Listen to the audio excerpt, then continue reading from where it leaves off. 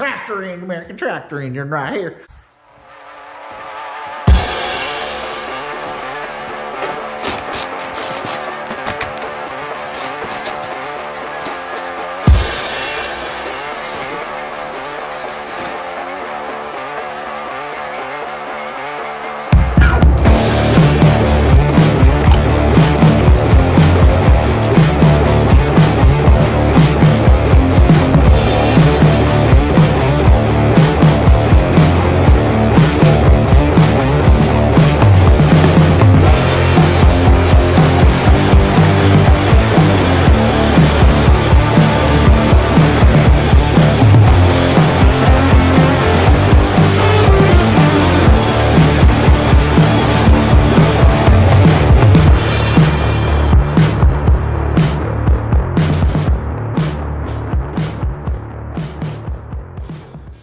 Video is about the engine behind me.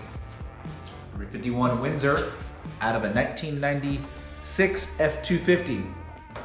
5.8 liter small block. Probably the biggest small block that you can get, or the biggest small block that you can make capable of. Could be wrong, but we'll fact check that at a later date. I replaced the Coyote out of a 2012 F150. Was it a downshift? Was it a downgrade? You know, I wouldn't say it isn't. It wasn't a bad idea that I replaced the Coyote with this engine.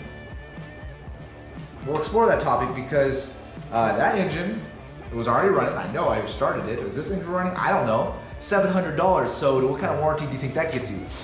Was $700 a waste of money? Maybe it was. Good news is that all the engine manufacturers, they need cores so you can offer this up. Another reason I got it, I spent the $700, I need to mock it into my vehicle as it is. All the engine manufacturers, aftermarket engine manufacturers are months out, and they'll probably be months out at the end of those months. So I got this. This could be a decent running engine. Maybe it can make 200, 300, 400 horsepower. Once I crack it open, put the new cams in, inspect thing, maybe new heads and forced induction, natural aspirated, we'll find out.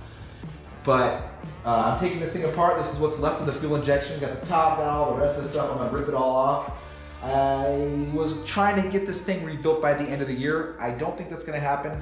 If you go back into the description and see the link to my Coyote video where I started it right here in the garage, that's what I was planning on doing with this, but I don't think I'll be able to do it this year because I'm not working fast enough. I need to work faster. I need to disassemble this thing.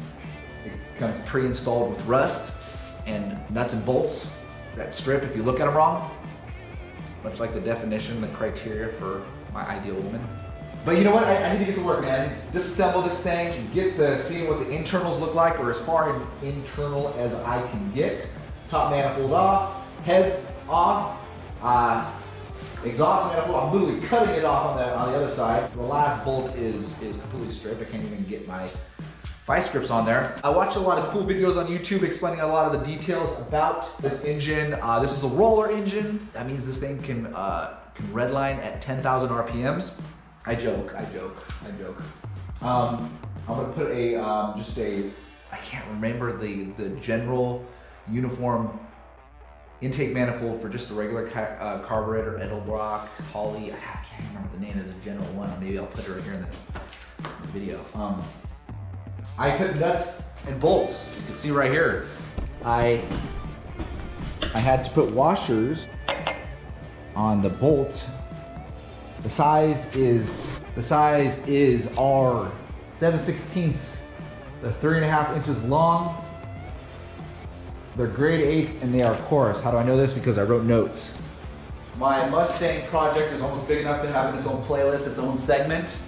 Be sure to subscribe and watch all those videos. I also have a Skyline video, R34. I've got a 68 Mustang, which I'm creating a playlist for. I'm doing motorcycle track days, which I'm gonna start doubling down on here this upcoming year. And I'll be making a whole playlist and a video about that. So thank you and subscribe to my channel. Much appreciated.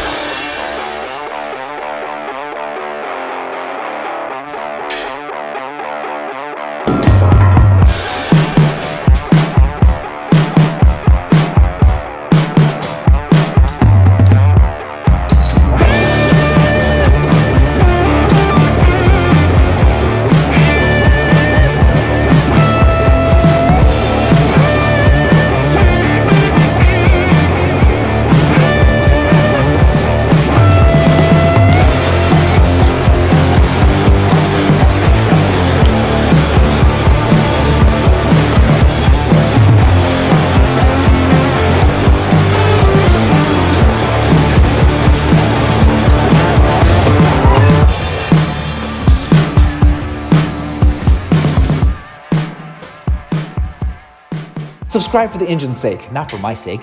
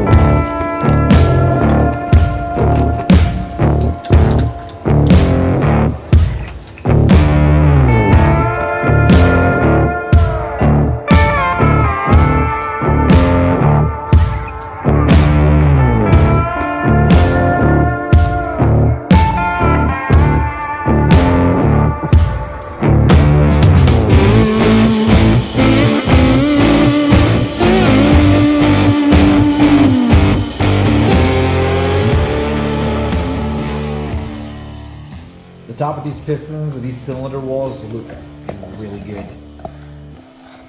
This is leaving a bad case for me to go take it to the machine shop. No sir, let's just build it up as it is. Is it a risky proposition?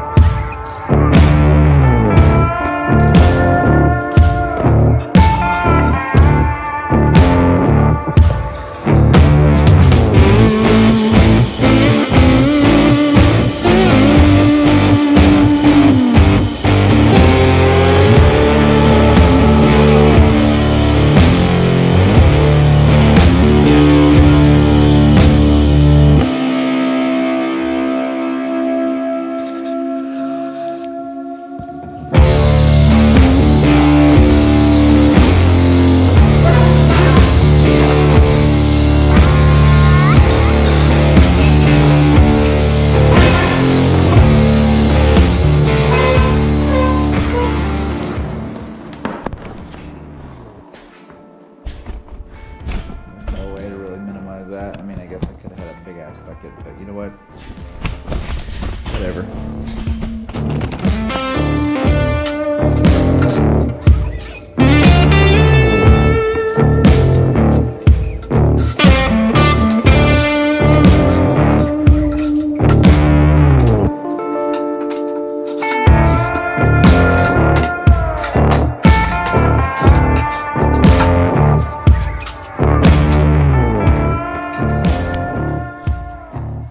I'm running into problems taking off the oil pan, so I'm moving the motor mounts in hopes to gain access to I think this is a good point to stop. I'll be making a second part of this rebuild video. Who knows, maybe a third, fourth part. But taking this oil pan off is a good point to stop. Pan off, able to look at the crankshaft. Not able to do an in-depth inspection looking at the bearings and the crank journals.